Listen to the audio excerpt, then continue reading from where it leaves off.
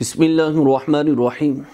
آج آپ کے سامنے قرآن و حدیث کا پورا نچوڑ نکال کر سامنے رکھنے لگا ہوں کہ 6 لوگ ایسے ہیں کہ جو اپنے ساتھ اور اپنی ذات سے ہی مذاق کرتے ہیں، اپنے آپ سے مذاق کرتے ہیں۔ اللہ اکبر۔ ان میں سے پہلا شخص وہ ہے جو اللہ کی بارگاہ کے اندر زبان سے توبہ کرتا ہے لیکن دل سے توبہ نہیں کرتا۔ زبان پہ تو استغفار کرتا رہتا ہے لیکن باہر نکلتا ہے تو پھر اسی طرح اسی کاموں کے اندر۔ نبی کریم صلی اللہ علیہ وسلم سے پوچھا گیا کہ یا رسول اللہ صلی اللہ علیہ وسلم کہ توبہ کب قبول ہوتی ہے، ہمیں کیسے پتہ چلے گا کہ توبہ قبول ہوتی؟ میرے آقا نے فرمایا کہ جب انسان کے دل کے اندر وہ دل سے توبہ کرتا ہے تو اللہ کی خشیت اس کے دل کے اندر پیدا ہوتی ہے، اللہ کا خوف اس کے دل کے اندر پیدا ہوتا ہے، اور اس کے اثرات اس کی آنکھوں سے نکلتے ہیں، ندامت کے آنسو۔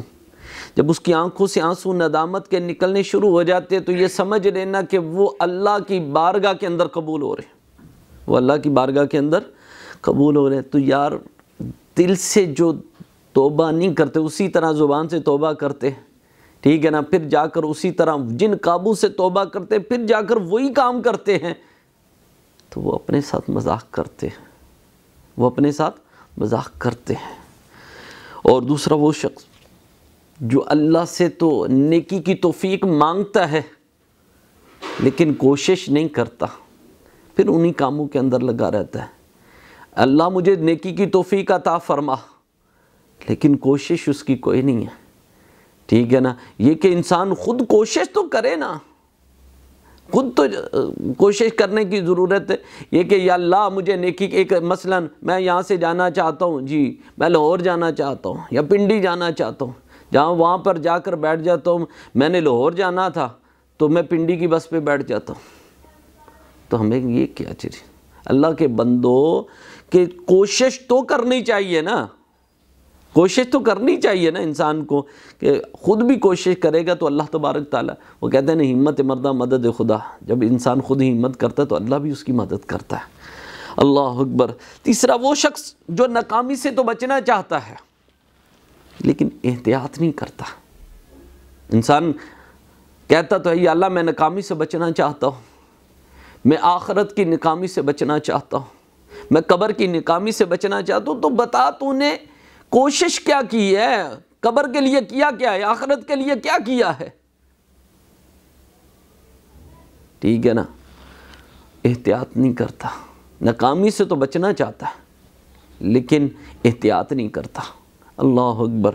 اس طرح جس طرح کوئی ڈاکٹر کے پاس چلا گیا، جی ڈاکٹر کے پاس جا کر دوائی لے کے آتا ہے اور بڑی اچھی لے کے آتا ہے، استعمال بھی کرتا ہے، لیکن ڈاکٹر یہ بھی تو کہتا ہے نا پرہیز کرو اس چیز سے، تو اس چیزوں سے پرہیز نہیں کرتا، ٹھیک ہے نا، وہ بھی 7 چیزیں استعمال کرتا رہتا ہے، تو وہ کیسے بچے گا، ٹھیک ہے نا۔ تو اسی طرح اگر وہ قبر کی ناکامی سے بچنا چاہتا ہے تو وہ احتیاط کرے، کوشش کرے اس سے بچنے، کہ قبر میں بھی کامیابی اور حشر میں بھی کامیابی اس وقت انسان کو ملتی ہے کہ جب انسان ان چیزوں سے احتیاط کر کے چلتا ہے، گناہوں سے بچتا ہے، اپنے آپ کو بچاتا ہے۔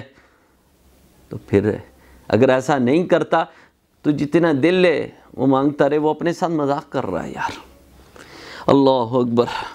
چوتھا شخص وہ ہے جو اللہ سے جنت تو چاہتا ہے لیکن جنت کا راستہ اختیار نہیں کرتا، جنت کا راستہ اختیار نہیں کرتا، چلتا تو سارے برے کاموں پہ، تو اللہ سے مانگتا کیا، یا اللہ مجھے جنت عطا فرما دے، یا اللہ مجھے جنت عطا فرما دے، یا اللہ مجھے جنت عطا فرما دے، لیکن اس کے اندر نیکی کا کوئی کام ہی نہیں ہے، نیکی کے راستے پہ وہ چلتا ہی نہیں ہے، اس کا راستہ ہی اور ہے، اس نے اپنا راستہ ہی اور اپنایا ہوا ہے، تو پھر کیسے بنے گا؟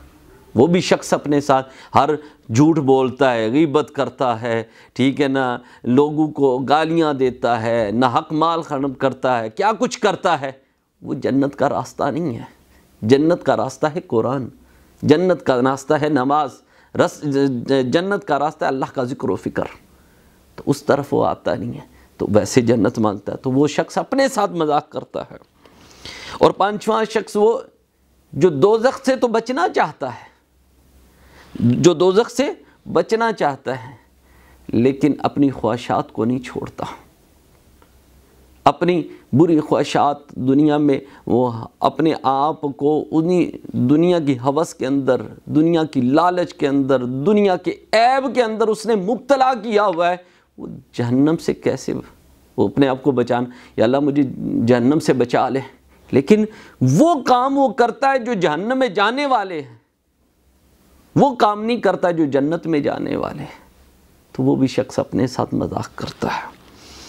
اور چھٹا شخص وہ جو اللہ کی تو عبادت کرتا ہے، نماز بھی پڑھتا ہے، قرآن بھی پڑھتا ہے، لیکن اس کے دل کے اندر اللہ کے دیدار کا شوق نہیں ہے، وہ اللہ کا دیدار نہیں کرنا چاہتا۔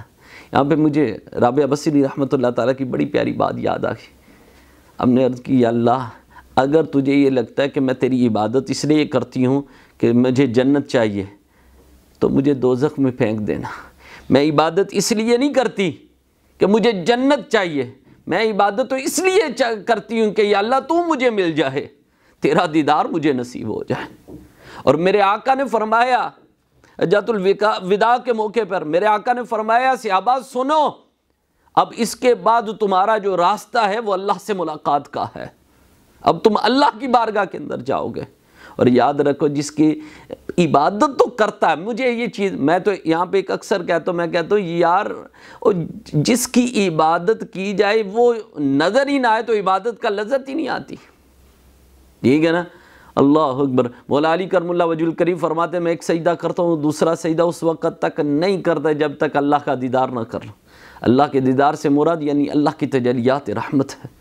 اللہ کے بندو اگر عبادت بھی کرتے ہو اور تمہارے دل کے اندر یہ شوق نہیں ہے کہ اللہ کا دیدار کا، تو سمجھو کہ وہ بندہ اپنے ساتھ مذاق کرتا ہے۔ یہ پورا قرآن و حدیث کا نچوڑ تمہارے سامنے نکال کر رکھ دیا میں نے کہ دیکھو اگر یہ لوگ اپنے ساتھ ہی اپنے خود مذاق کر رہے ہیں آج کل، ٹھیک ہے نا، جنت تو مانگے جا رہے ہیں لیکن اس کے راستے پہ چلتے نہیں، جہنم پہ تو پناہ مانگتے جا رہے ہیں لیکن اپنی خواہشات کو نہیں چھوڑتے۔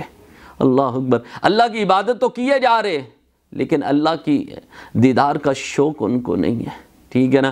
زبان سے تو توبہ کیے جا رہے ہیں لیکن دل سے نہیں کیے جا رہے، ناکامی کا تو ڈر ہے لیکن احتیاط نہیں کر رہے، ٹھیک ہے نا۔